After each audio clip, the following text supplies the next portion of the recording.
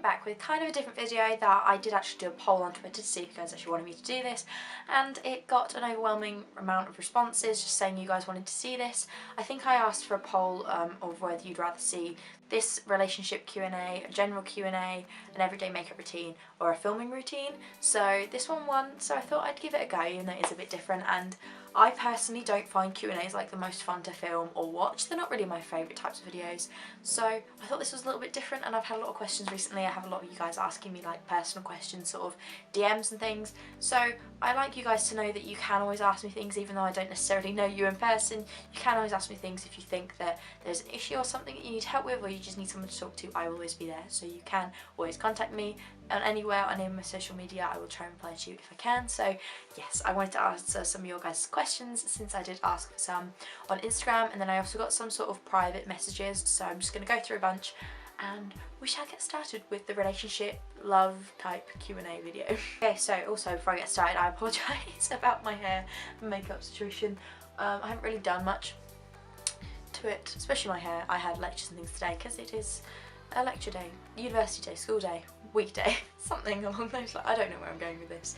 Anyway, I'm not going to mention anyone's names or anything, just because I kind of want them to be a bit more general, and just in case I don't want to say their names or anything. So yeah. Okay, so the first question: how long do you think you should know someone before going on a date with them? I think there's going to be a very prominent theme throughout my answers to these videos, because I'm the sort of person that I just think everyone's different, everyone's experiences are different.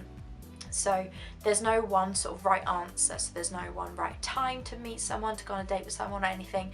There's no like specific time range you should wait, because I think everyone's different and everyone feels differently, everyone experiences different things. So for this question in particular, like I said, it can vary.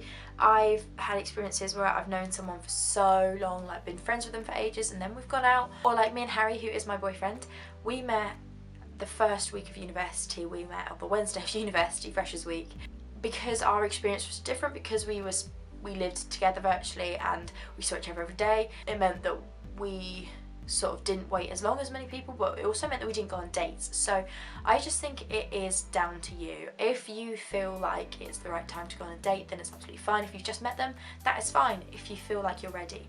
And also dating, I think it's harmless in a way. Like if it is someone that you barely know and you want to go on a date with them, I don't see why not. I just think dates are a great way to get to know someone if you don't already, or if you are friends with them, you have been friends with them for ages, then a date is a good way to get to know them further in a different sort of setting. So I just don't see any harm. If you think you're ready, go for it. Why not? What is the best thing about having a boyfriend in your opinion? I'm someone who has always been very independent. Harry is my first relationship. Bearing in mind I am coming on 19, so I'm just a very independent person. I don't intentionally, I'm not the sort of person to seek out a relationship. I am very comfortable with myself and my own skin and doing things alone, so I have just been very independent for a lot of my life. And I kind of thought I would struggle at first getting into such a serious relationship with sharing everything with someone, but honestly it has been the nicest thing to have your best friend. Like, they become your best friend, they become someone that you can tell anything to, and it is such a nice feeling because you know that the love is unconditional and you can trust them with everything. So just having that security that you have in yourself when you're such an independent person with someone else, it's such a nice feeling to know that you're not alone. And I know it sounds kind of quite extreme, but it's nice to know that you can trust someone else other than yourself. I know I always struggle with it. I was very, very independent to the point where I would struggle to trust other people, and I thought that I could only trust myself. But it's nice to know that there is someone else there who you can trust and do things with, and being in a relationship you have loads of fun, you get to do fun things together, and it's nice. So yeah. So as much as I'm very much an advocate of you don't need someone else in your life to be happy, you can be single and be so happy, it is also nice. There's pros to each situation, so don't worry if you're single or in a relationship. I just think there are pros to each side, but to this question, there are so many positives to be in a relationship. How do you deal with a crush? Any tips? Maybe some unorthodox ones if you can. Love you. I love you too. Crush. Oh god, okay. See, I always think these sort of questions are quite hard to answer because crushes are so different. You have different experiences, so a crush could be someone that you've never really spoken to and you sort of admired from a distance, or it could be like your best friend and you don't know how to tell them. But honestly, I think the number one tip that I would just say is go for it. I have had people ask me for advice in the past where they've like had crushes on people that they're so close with that they're worried that if they tell them how they really feel, that they like them, then the relationship as they know it will be ruined. But my motto in that situation is, if you genuinely feel like that, if you genuinely know that you have such strong feelings for them that you can't ignore that it's more than just sort of, oh, I think they're cute or something, like if you have genuine feelings for them and you're that close, like if you say it's your best friend, I think you should, personally, I think you should just tell them. I know it's easier said than done, trust me, I know it's easier said than done, but I think in that situation, one, it's better to get it off your chest anyway. It's better to just get it out, because you never know. I know everyone just sort of assumes they're going to get rejected straight out, but you never know. And two, if you are that close with someone, if they are that important in your life, if they're your best friend, if you've grown up with them, if you're that close with them, then you should be reassured that because they're so much an important part in your life, they will see you the same. And if they don't feel the same, then it shouldn't be weird, because they are such a good part, they're such an important part of your life. So if, for example, we'll go on the example that you fancy your best friend, if you really like your best friend and you tell them and they don't feel the same, they hopefully shouldn't respond in a negative way if they are your best friend. And if they do respond in a negative way, you know that they're not the sort of person you need in your life, because they should be your best friend unconditionally. So yeah, I know that's probably not really unorthodox, just tell them, but there is no harm really, I don't think, in letting them know. And if you get such a negative reaction, it's the same with the best friend scenario. If you've admired them from a distance and you tell them how you feel and they're nasty about it, if they reject you quite harshly, if they're not a genuine nice person about it, then they're not really someone you should want in your life anyway, so you should count yourself better off without them. So yeah, always remember that rejection is scary, but it's not the end of the world, especially if you have yourself, like in that situation, you just got to think, I don't want them in my life if they're going to be so nasty, and if they're capable of being malicious, if they're capable of being so negative to someone who only has good things to say to them. You don't want them in your life, so you just got to think sort of positive in every situation. The next question is, what do you do if you have a crush on a guy with a girlfriend? Now, I'm a very, very open person in terms of people's opinions and people's experiences, because like I said, I understand that everyone's different, and I try and sort of accept everyone for what they are.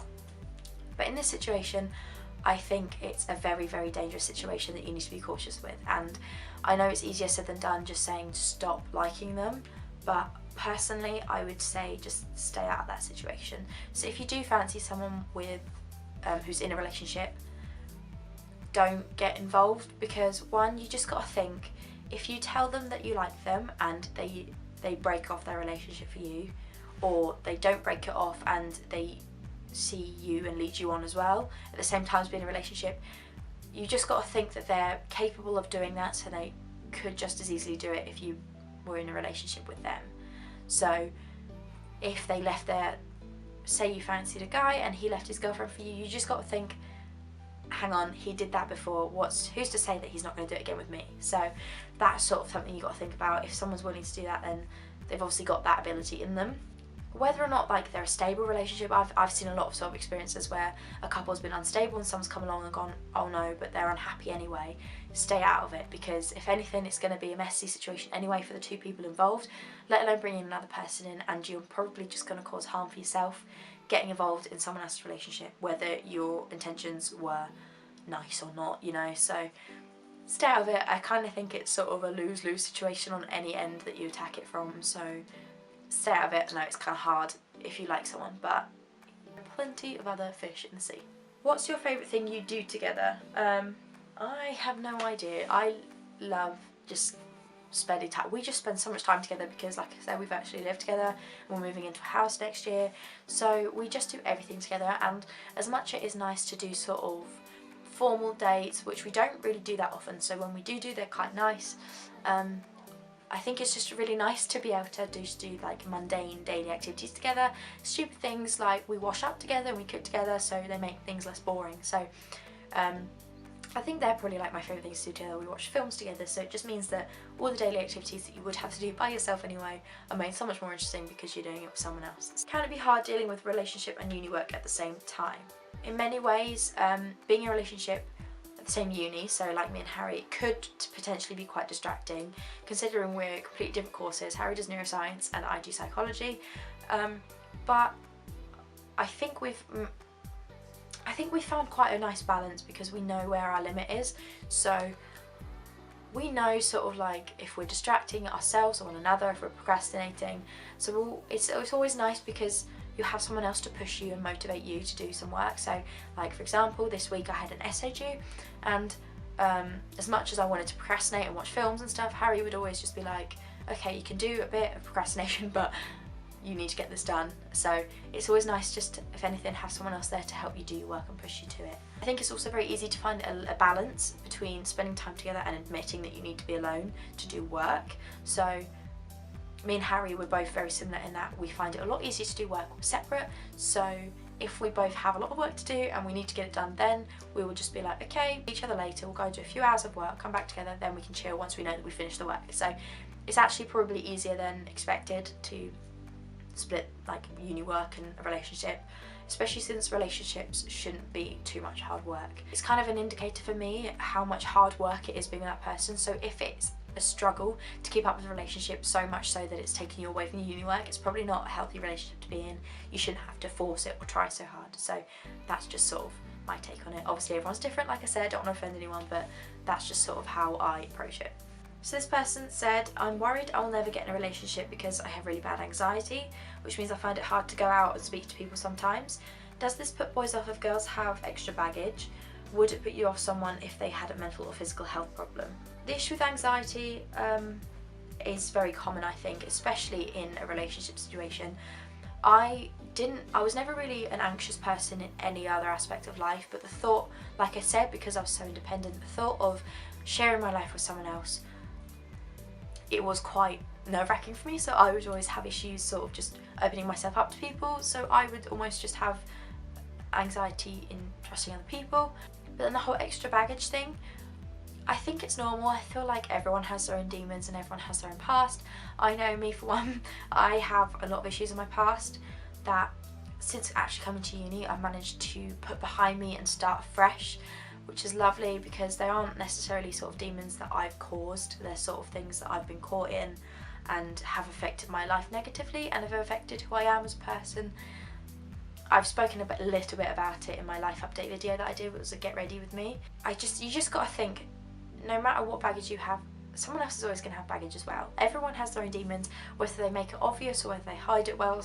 Same with anxiety, everyone's going to have sort of situations that they don't feel comfortable in. Some are obviously more extreme than others, but like me and Harry, we are so stable and we're so comfortable with each other. Harry knows everything, all my past baggage, I know everything to do with his past, and starting a relationship would, by those standards, technically be quite difficult because, for example, Harry is such a quiet person naturally with new people. Once he's with people he's familiar with, he's absolutely fine, he's himself, but I'm a very sort of, I'm just gonna throw myself in, and if they don't like who I am, then I don't need them in my life. So, but whereas Harry was always very shy, so coming into a relationship, I think speaking to him now about it, he was always kind of a bit worried that he was just gonna be too shy and anxious. But then on the flip side of things, I'm very sort of past baggage sort of heavy, so it wouldn't put me off someone, for one, if they had anxiety, extra baggage. And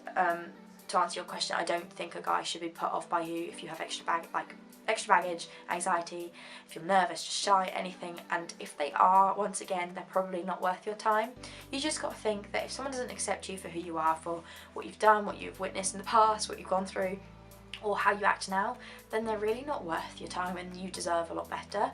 And I would personally not be put off by a mental or physical health problem because I'm very much you are who you are, so I don't think you should not like someone for things they can't change. So for example, if someone has quite bad anxiety, I don't think that would make my opinion of them change if I like them. So if I genuinely want to be in a relationship with them, I don't think anything would put me off that because you can't change it. So you just sort of should treat people how you'd want to be treated, if that makes sense. So, sorry, it's kind of hard to explain all this. My mind's a bit scrambled, so I'm sorry. Hopefully you're kind of getting what I'm going for.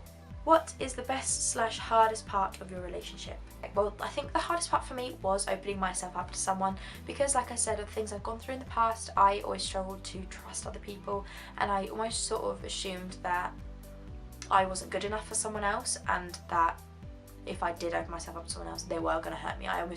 The way I sort of approached things was that it was inevitable that I was going to get hurt, which is not a very healthy way to look at things. So it was hard to sort of let myself go a bit and realise that, like, not everyone's a bad person, not everyone's out to hurt you. So that was hard for me, not like in the relationship, but just hard for me to adapt into a relationship.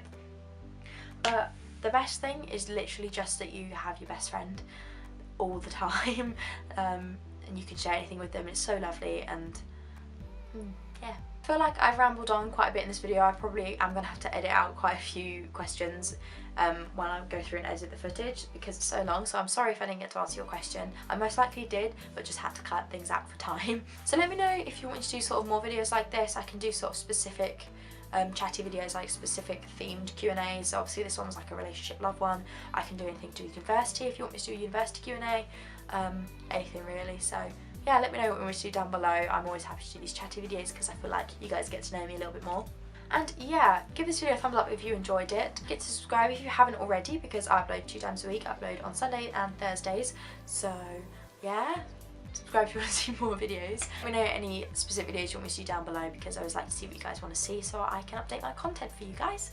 And yeah, thanks so much for watching, and I'll see you guys soon for another video. Bye!